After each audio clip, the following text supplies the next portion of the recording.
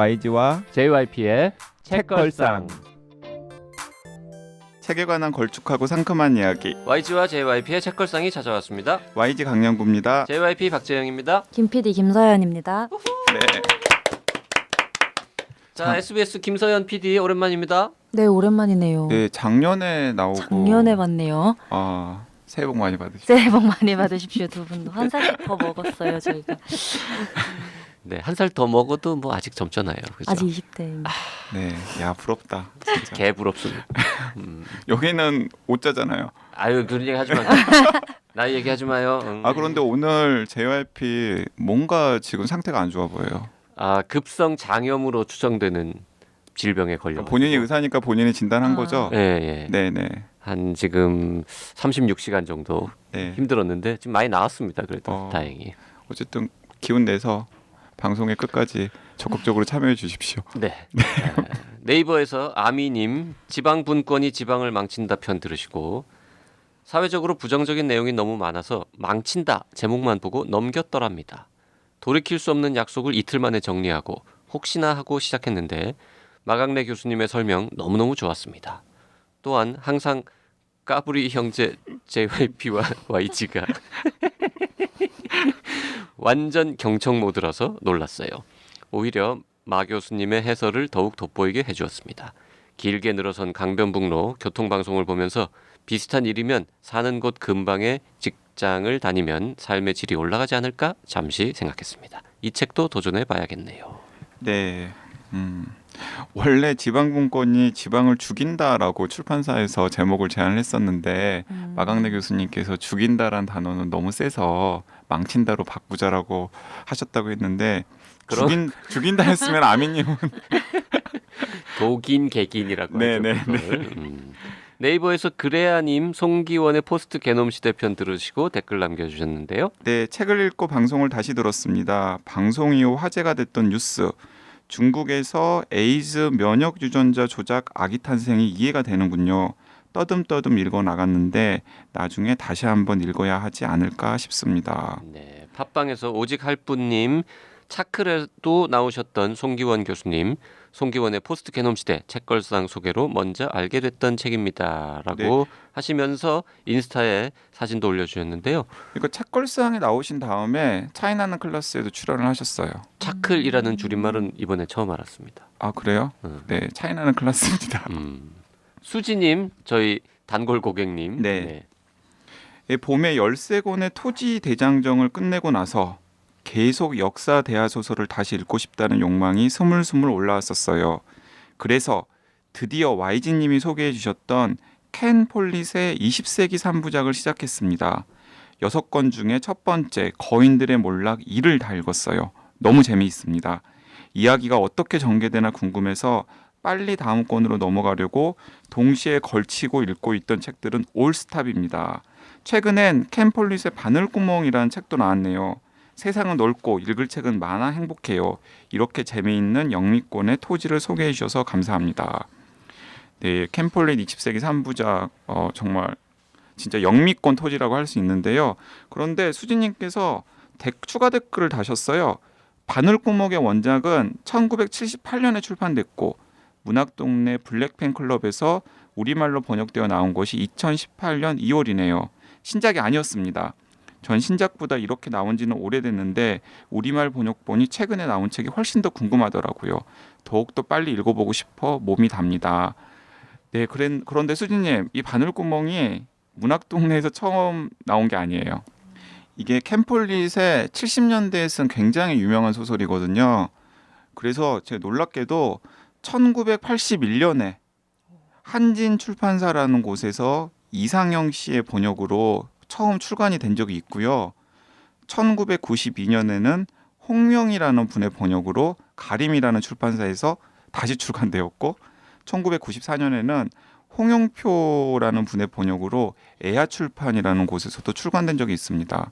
그런데 94년 이후로는 이제 바늘구멍이 새 번역으로 출간된 적이 없었는데 이번에 문학동네에서 다시 판권을 정식으로 계약을 해가지고 2018년 2월에 새로 번역을 해서 내놓은 것 같습니다. 자, 이 바늘구멍 그 영화가 있었잖아요. 맞아요. 옛날에. 네네네. YG는 봤습니까? 영화? 저도 영화는 보지는 못했는데 소설은 굉장히 유명한 소설이잖아요. 영화화 될 정도로 영화도 유명하고 소설도 유명한. 유명하죠. 네. 지금 찾아보니까 바늘구멍 영화는 81년도에 제작된 영화고 아 그래서 81년도에 그 영화가 나오면서 어쩌면 그 우리나라 출판사에서 이 바늘구멍이라는 책을 또 급히 번역했을 수도 있겠다는 생각도 드네요. 이 영화를 저는 이제 한 모르긴 해도 80 한 3, 4, 5년 이 무렵쯤에 봤어요? 봤던 것 같은데 청소년 관람 불가 영화입니다. 아 역시 50대. 그러니까 미성년자 시절에 본 거죠, 요거를. 그때는 미성년자. 그땐 미성년자였는데 청소년 관람 불가 영화를 볼 수 있는 방법이 이제 여기 여러 가지가 있지 않습니까? 그렇죠. 네. 그래서 이제 봤었는데 이 영화의 원작 소설이 이렇게 또 유명한 작가의 작품이라는 거 또 새삼스럽게 알게 됐네요. 네. 그러니까 JYP가 진짜 재밌는 분인 게 그 캔폴릿의 20세기 3부작 소개를 했을 때 책처방에서 캔폴릿을 모르시더라고요. 아니 이런 유명한 작가가 있었는데 모를 나는 수도 있지. 왜 몰랐지? 그런데 정작 바늘구멍은 받고 받고 영화만 그런 원작 소설이 있었다는 것도 알고 그러니까 뭔가 지금 경험한 것들이 머릿속에서 하나씩 지워지면서 정리가 잘 안 되는 그런 상태가 아닌가 네. 싶어서 자기가 읽은 책도 기억 못 하는데요. 뭐. 네. 네, 캔폴릿의 바늘구멍 굉장히 유명한 책이고 그리고 이 20세기 3부작은 캔폴릿이 이제 만년에 자기가 살아왔던 20세기를 한번 내식으로 정리해 보겠다는 야망을 가지고 이제 써서 맨 마지막에 오바마 당선으로 끝나요. 그러니까 1차 세계대전 전에서부터 이야기가 시작돼서 이제 오바마 당선으로 끝납니다. 그 20세기를 정리해 보겠다라는 얘기를 들으니까 네. 우리가 사랑하는 그 피에르 르메트르가 그렇죠. 20세기를 정리하는 맞습니다. 3부작. 네. 그러니까 그 정도 나이가 되면 다 그런 야망이 좀 생기나 봐요. 한 세기를 정리해. 내가 살아온 시대를 한번 정리해 보고 싶다라는 식의. 네. 그래서 이건 피에르 르메트르 책이랑은 또 전혀 다른 결의 또 느낌이 있는 책이기 때문에 특히 그 조정래 뭐 아리랑이나 아니면 태백산맥 같은 결의 소설을 좋아하거나 혹은 뭐 토지 이런 것들을 좀 좋아하셨던 분들이라면은 한번 도전해 보시는 것도 나쁘지 않을 것 같습니다. 그 서현 PD는 대하 소설 이런 거 좋아합니까? 막 10권, 20권짜리? 읽기는 했어요. 토지는 읽었고요. 토지를 읽었어요. 그리고 제가 재밌게 읽은 대하 소설은 딱 하나밖에 없는 것 같아요. 혼불. 혼불. 그것도 대하 소설이라고 대하 해도 소설이죠. 되잖아요. 그거 딱 하나고 나머지는 사실 시작할 엄두가 안 납니다. 뭐 나중 이따가도 얘기하게 되겠지만 90년대생이라 그럴 수도. 정상이라고 생각합니다. 아 그런가요? 네. JYP 진짜 옛날 질색이잖아요. 사람들도 저도 대하 소설 싫어합니다. 삼국지도 안 읽었죠. 심지어는. 안 읽었죠. 왜 그런 걸 왜 읽어야 돼? 이런 마음. 요약본이 나오면 삼국지는 고우영 삼국지를 재밌게 봤죠. 만화 삼국지. 그것도 길지만 그래도 책으로 읽는 것보다는 뭐. 저는 늘 얘기하지만 대하 소설 10권짜리를 읽는 것보다는 각기 다른 사람이 쓴 책 10권을 읽겠다. 그런 주의자죠. 근데 또 대하 소설에 또 맛이라는 게 있는데 어떤 맛이에요? 일단 뭔가 정복했다라는 아 약간 저 때 대하 소설이라고 하면 해리포터 막 이런 거 그게 몇 권이지 막 해리포터도 대하 소설이네 진짜. 권수로 따지면은 어마어마할 거예요. 그러니까 뭐 해리포터 이거 대하 소설이네. 반지의 제왕. 반지의 반지의 제왕. 21세기 대하 소설은 그런 거군요. 판타지를. 그렇군요. 네. 그러니까 뭔가 세대 차이 느껴지네 약간. 자, 오늘 다룰 책이 세대 차이 느껴지는 그런 책이죠. 네. 그 작년 연말부터 JYP랑 YG가 만지작 했었던 책인데 주변에 90년대생이 없어가지고 누구를 모시고 이야기를 해야 되나 저자를 모셔야 되나 싶은데 저자는 또 80년대생이라서 막 고민을 하다가 90년대생이 있었더라고요. 네. 우리 주변에. 네. 아니 저는 서현 PD가 30대라고 착각을 하고 있었던 거예요 속으로. 왜? 맞아, 왜요? 누가 봐도 지금 20대 초반이구만. 아니, 얼굴이 안 아니 나서 굉장히 다행이에요. 동안이고 그리고 동안이 30대라고 말도 안 되는 소리를. 아니 그러니까 절대로 뭐 이렇게 외모가 30대로 보인다라는 게 아니라 워낙에 이제 막 다이내믹하게 활동하고 또 조직 내에서 성취가 있고 그래서 20대로 안 보였던 거죠.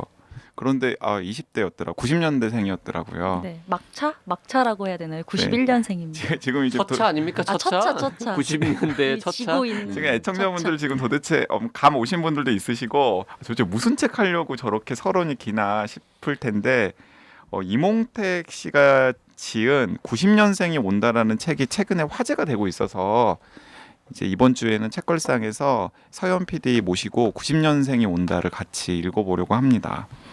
90년생이 온다. 야, 제목은 일단 근사하고요.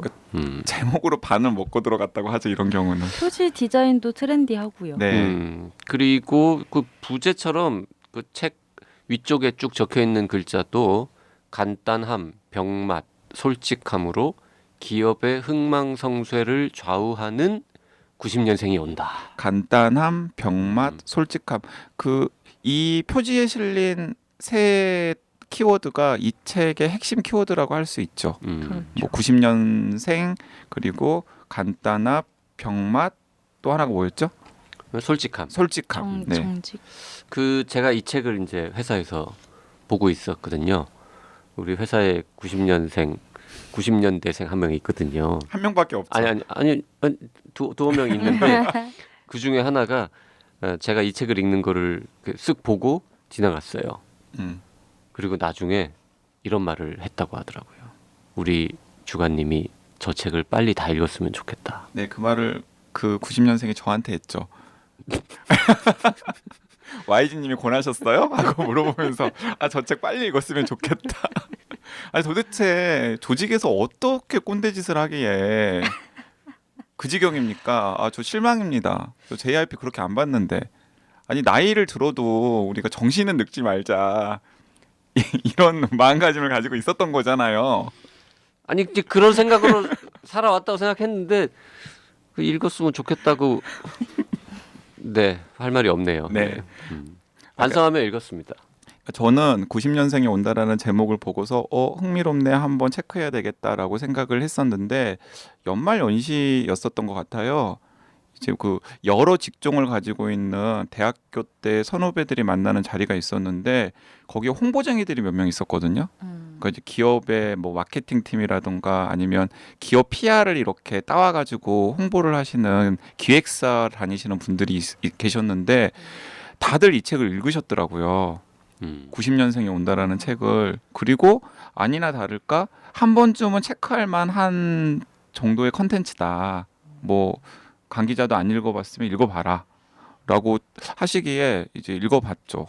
읽고서 뭐 JYP한테도 권하고 같이 읽어보고 좀 괜찮으면 책걸상에서도 하자 이렇게 해서 이제 오늘 자리가 마련이 되었는데 저는 읽으면서 좀 여러 가지 생각이 들더라고요. 자, 여러 가지 생각 얘기 이제 천천히 하고요. 네. 일단 임홍택이라는 분 어떤 분입니까? 1982년생인데요. 90년생은 아니고.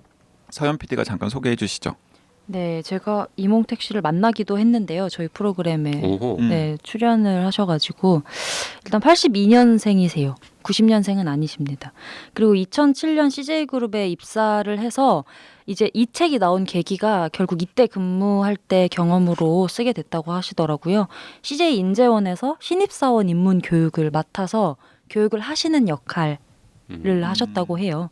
그래서 이제 그때 만난 90년대생들하고 나 82년생인데도 세대 차이가 느껴지네? 라는 생각을 하시면서 이 책을 처음 구상하게 되셨다고 하시더라고요. 그래서 지금까지 CJ에 근무 중이시고요. 현재는 뭐 브랜드 매니저로 마케팅 업무를 담당하고 계신데 가장 최근 근황을 제가 들었으니까요. 지금 육아휴직 중이시라고 하십니다. 남자분이시죠? 네, 어떤 남자분이세요. 조직에 지금 속해 계시는 거죠? CJ 소속이시고 직원이신데 그냥 육아휴직 상태로 아이를 돌보고 계시다고 하시네요. 필명이 편집왕, 이메일도 에디트킹 카이스트, 골뱅이 저는 이게 좀 인상. 카이스트.ac. 아니 이 양반 CJ 직원인데 왜 이메일은 카이스트 계정을 쓰는 거예요? 그리고 이제 그 카이스트를 사랑하는구만. 책 뒤 안팎에 보면 카이스트 교수님들이 추천사를 굉장히 많이 쓰셨어요.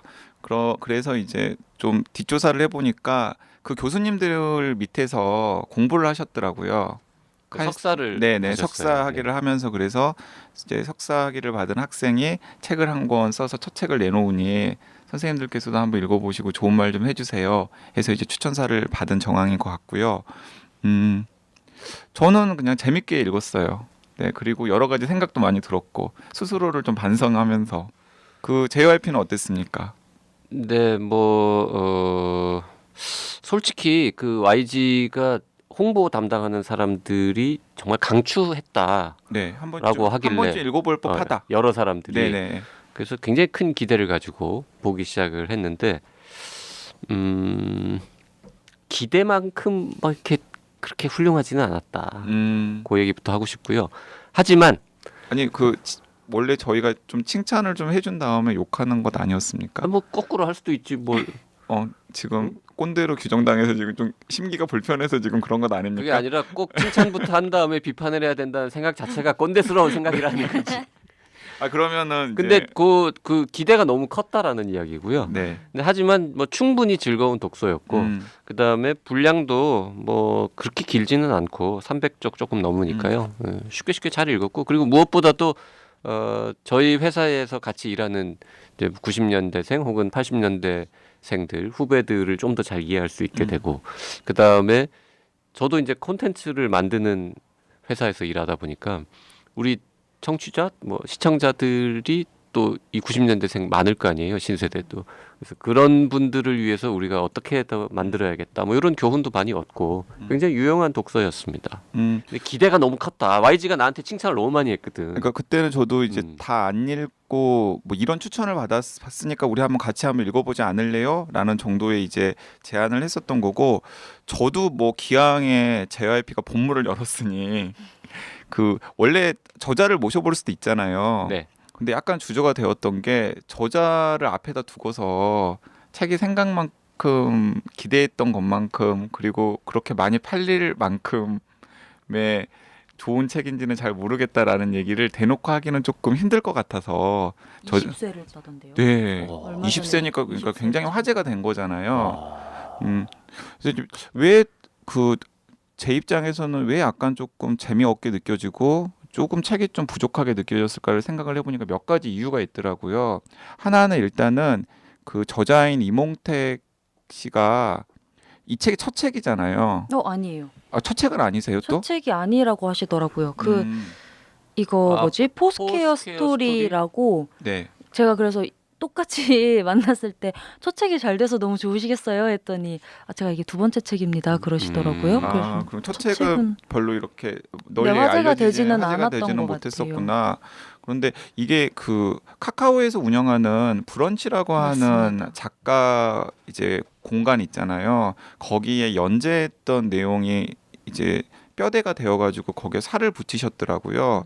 그래서 애초에 처음부터 책 한 권을 쓰겠다라고 마음 먹고 쓴 것이라기보다는 기존의 뼈대에다가 책의 꼬리를 갖추기 위해서 여러 가지를 덧붙여가지고 그렇죠. 만들면서 제가 생각하기에는 90년생이 온다라는 제목에 굳이 부합하지 않는 너무나 많은 내용들이 덕지덕지 붙어 있다는 느낌이 들었어요. 일단 첫 번째는 그래서 일단 그게 좀 처음에 읽기 시작할 때 기대감을 반감시키는 요인 중에 하나였던 것 같고 또 하나는 출판사의 문제도 조금 있는 것 같은데 제가 이 90년생이 온다라는 책을 펴내는 웨일북이라고 하는 출판사를 되게 주목하는 출판사거든요. 어딘데요, 여기가? 여기가 어디냐면은 생소하던데요. 굉장히 생소한 출판사죠. 웨일북 고래 고래책. 네네. 책들이네요. 고래책들이라고 하는 뜻의 이제 웨일북이라고 하는 출판사인데 되게 유명하신 분이 자기 책 내려고 만든 출판사예요. 그래요? 지대 널야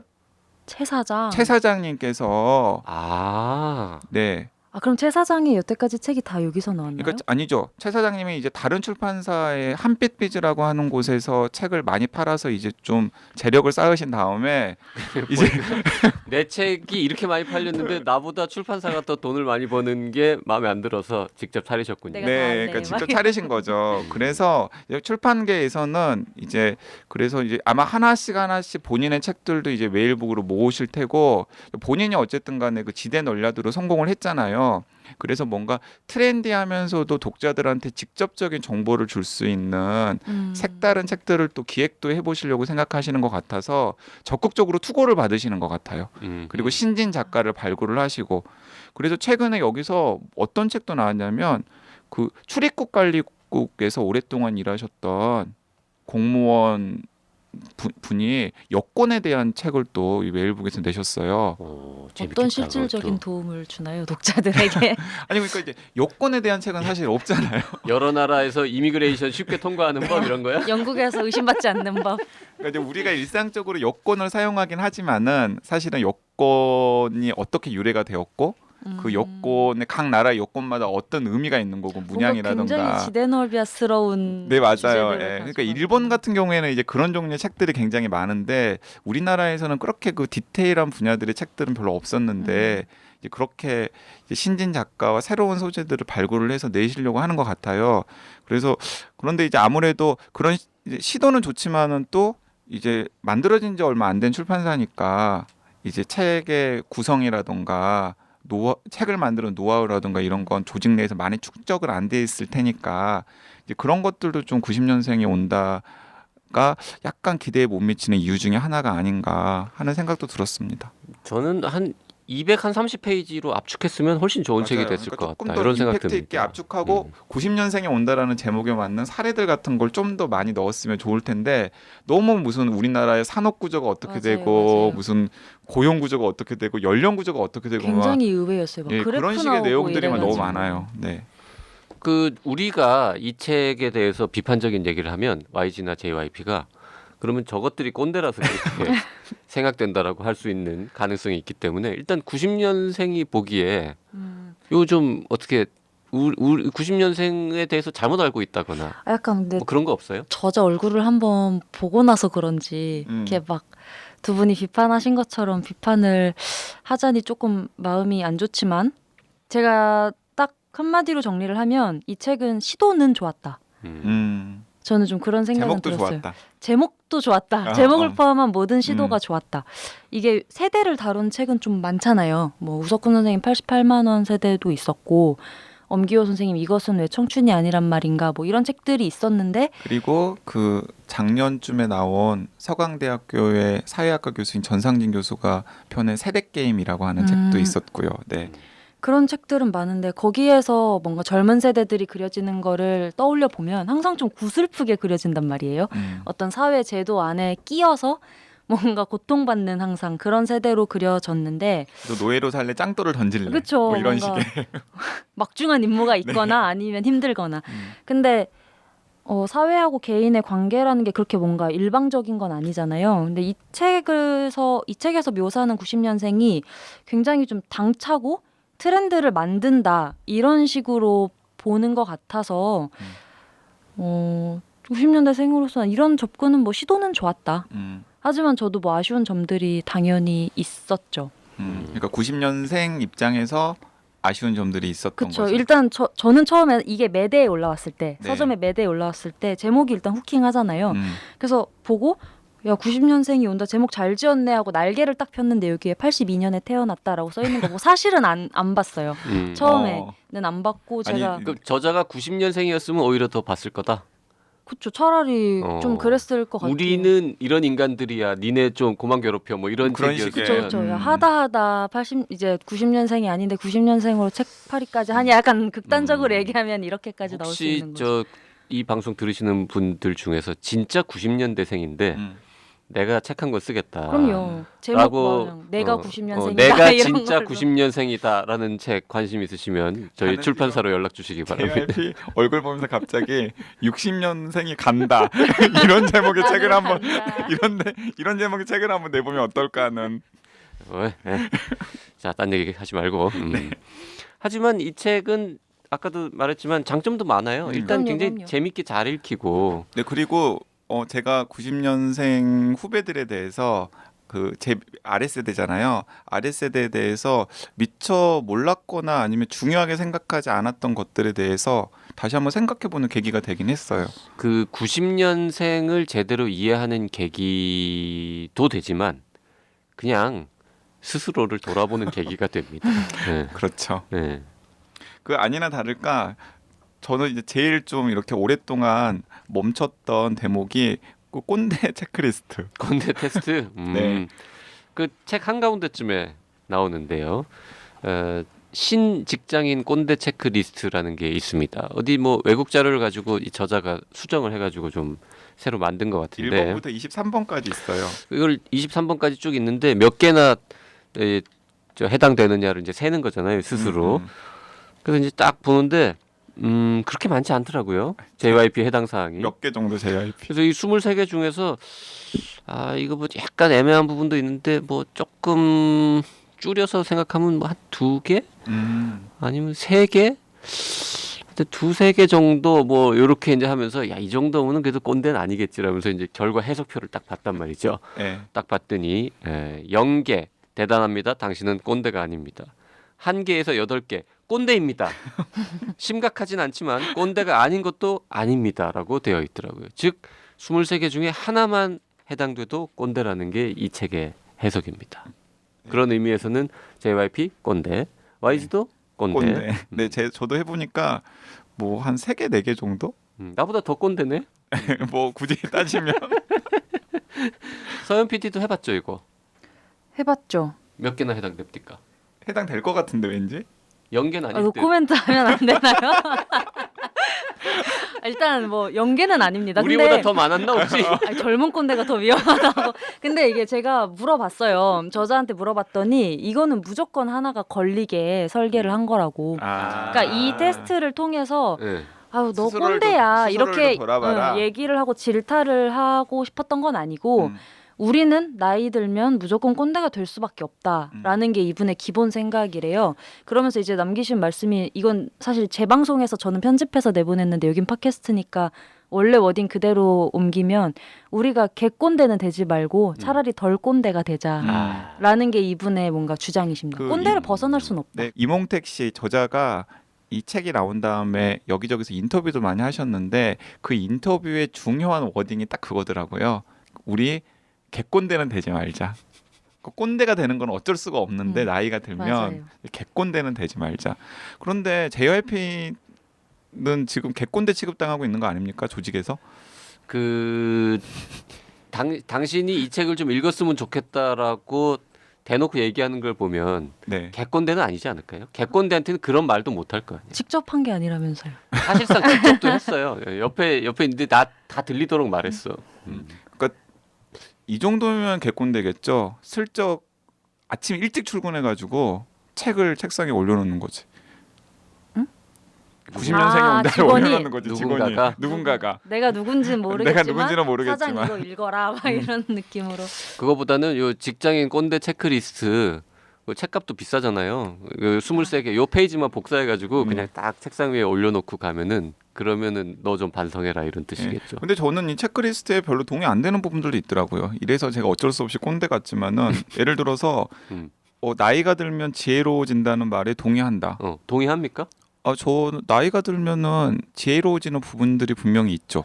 그 나이가 들면서 지혜로워지다가 어느 순간이 되면 다시 내려가기 시작하지 않습니까?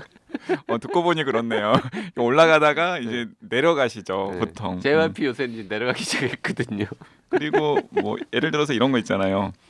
자유롭게 의견을 얘기하라고 해놓고 내가 먼저 답을 제시한다. 이런 질문도 저는 이런 경우에는 꼰대라고 생각을 하긴 하는데 회의 때 대답을 안 하는 경우 되게 많잖아요. 그 JYP가 2-3개 고민했던 것 중에 하나가 사실 이건데 전 정말 기다리거든요. 얘기하라고. 근데 정말 얘기가 안 나오거나 정말 조금밖에 안 나오면 나도 이제 의견을 얘기할 수밖에 없지 않나. 라고 생각하는데 그게 꼰대라는 거죠. 그리고 그 대목에서는 저는 할 말도 있는데 이제 어떤 일이든지 간에 초심자의 경우에는 자기가 뭘 알고 뭘 모르는지도 잘 모르는 경우가 있어요. 그런 경우에는 선배가 당연히 질문을 어떻게 하는지 그리고 너는 지금 무엇을 알고 무엇을 모르는지에 대한 가이드를 좀 해주는 게 당연한 것 아닌가요? 그래야 이렇게 약간 좀 이렇게 두 분이 저한테 이렇게 많이 쳐다보면 국어라는 눈빛으로 이거 이런 거 아니야? 막 이렇게 물어보시네. 근데 맞는 것 같아요. 두 분 말씀이 일리가 있죠. 네.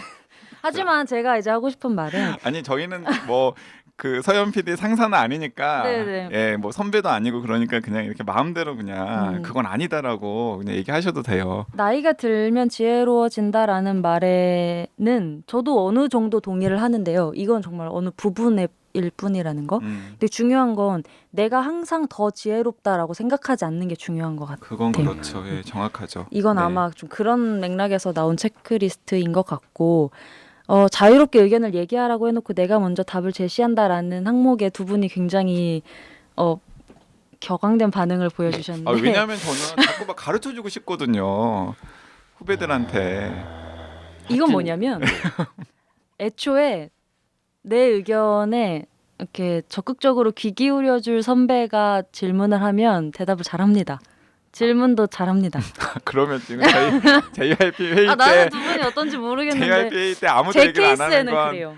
어, 저 같은 경우, 그러니까 저는 두 분이 뭐 당연히 저한테 보여주시는 모습들을 보거나 하면 두 분이 이렇게 직장에서 꼰대다라고 생각은 정말 전혀 되지 않지만 제 경험을 위주로 말씀을 드리자면 이렇게 뭐 말해봤자 내 말 듣지도 않을 건데 그냥 자기 말이 옳다는 걸 확인받고 싶어서 나한테 물어보는 선배가 이거 어때? 이러면 선배님 좋은데요? 이렇게 혹은 가만히 있거나 하지만 정말 저 사람이 나한테 내 의견을 궁금해하는구나. 저 선배는 후배들의 말을 좀 귀 기울여 듣지라는 선배가 뭔가를 질문을 하면 사실 좀 대답을 하게 되는 때가 그 체크리스트의 4번에 많죠. 보면 윗사람의 말에는 무조건 따르는 것이 회사 생활의 저 사실 지혜이다. 이거 체크했어요. 요렇게 해당된단 말이죠. 네, 저는 왜냐하면 회사 생활의 지혜라는 건 정말 여러 가지가 있지만 힘들게 하고 싶지 않으니까 그냥 무조건 따르게 될 때가 있는 거죠. 그 이 체크리스트 23개 중에서 자칫 속을 뻔했던 거 함정도 있죠. 함정이 있어요. 딱 보고 저는 정말 순간 응? 라고 했는데 요 6번 정시 퇴근 제도는 좋은 복지 혜택이다. 순간적으로 예스라고 할 뻔했잖아. 함정이네요. 함정. 복지 혜택이 아니라 당연한 거죠. 당연한 거죠. 그래서 한 1초 만에 함정이 있구나 이거는. 아니야. 정시 퇴근 당연한 거지. 이렇게 생각했죠. 그리고 저는 이제 그냥 그 소심한 저로서는 이런 거 사실 반대 체크 안 했지만은 속으로는 체크하는 게 내 의견에 반대한 후배에게 화가 난다. 화가 났죠. 화가 나죠. 마음에 담아두게 되죠. 왜? 아니 그냥 마음에 담아두게 되죠. 그래 너 얼마나 잘하나 보자 이런. 진짜요? 나 진짜? 선배들이 뭐 얘기할 때 반대하지 말아야겠다. 아니 마음에 담아두지만 화는 안 나지 않아요? 그러니까 농담인데 농담인데 그냥 이렇게 그래 이런 마음 되는 거지. 화내는 게 낫지 마음에 담아두는 게 더 무서운 거 아닌가요? 그러게. 근데 다 케바케야 결국. 맞아 이건 맞아요. 사람 네. 성격이 다 사람 그 의견 내 의견이 무엇이었고 그 후배가 반대한 이유가 무엇이었고 뭐 이런 상황에 따라서 좀 그렇죠. 다를 그리고 수는 있겠지. 뭐 반대할 때 애티튜드라던가 아니면은 반대하는 맥락이라던가 이유도 예, 중요해요. 이런 게 막 되게 납득이 안 그리고 되고 예를 들면 이런 거 20번 회사 생활뿐만 아니라 연애사와 자녀 계획 같은 사생활의 영역도 인생 선배로서 답을 제시해 줄 수 있다고 믿는다. 요건 말이죠. 전 아니라고 생각했는데 굳이 물어보면 대답은 하거든요. 그렇죠. 네. 90년생이 어떻게 생각하냐고 나한테 물어보면 내 생각을 말은 해. 그건 문제가 없고. 근데 아니, 내가 그리고 그냥 야 너 결혼은 안 하냐? 왜 지금 나이가 몇 살인데 이런 건 안 한단 하죠. 말이에요. 응. 네. 그럼 꼰대야 아니야. 저한테 물어보시는 거예요? 아닙니다. 여러분은 꼰대가 아닌 걸로 선생님들. 아니 근데 그 선생님들 나왔어. JYP 같은 경우는 이런 거 물어보면 되게 생산적인 답변 잘해주거든요. 네네. 예, 그래서 뭐 이런 선배 옆에다가 두고 그 꼭 회사 일뿐만 아니라 인생사와 관련된 여러 가지 상담들도 하고 또 조언도 얻을 수 있으면 되게 좋아요. YG 맨날 후배들한테 하는 그 개인사 인생 상담 있잖아요. 애는 낳지 마. 결혼을 해도 되는데 애는 낳지 마. 결혼도 웬만하면 하지 마는데 굳이 하고 싶으면 하고 뭐 이렇게 해도 해야죠. 낳지 마 이러고 얘기하죠. 이 테스트는 뭐 재미니까요. 아무튼 결론은 다 꼰대인 걸로. 아, 다 꼰대. 저도 꼰대. 네. 야, 우리 모두 꼰대인데 이 책은 하여튼 개꼰대는 되지 말자라는 메시지를 담고 있고 우리는 개꼰대는 안 되려고 노력하고 있다라고 스스로 좀 위로를 하면서 오늘 방송은 이 정도 하고요. 구체적으로 이 책에 어떤 또 내용들이 흥미를 끌었는지 체크리스트로만. 네, 그리고 이 책에 나온 90년대생의 특징이 무엇인지도 좀 더 구체적으로 다음 시간에 살펴보도록 하겠습니다. 그 지금 요 방송 듣고 궁금하신 분들은 책 사서 읽으시면 수요일 방송 전에 다 읽으실 수 있습니다. 맞아요. 그리고 좀 이렇게 지루하다 싶은 부분들은 건너뛰어도 돼요. 그 거의 뭐 일종의 페이지 턴업 분위기로 잘 넘어갑니다. 네, 페이지는. 네, 네. 네. 다음 시간에 다시 돌아오겠습니다. 네, 수요일에 다시 뵙겠습니다. 감사합니다. 감사합니다.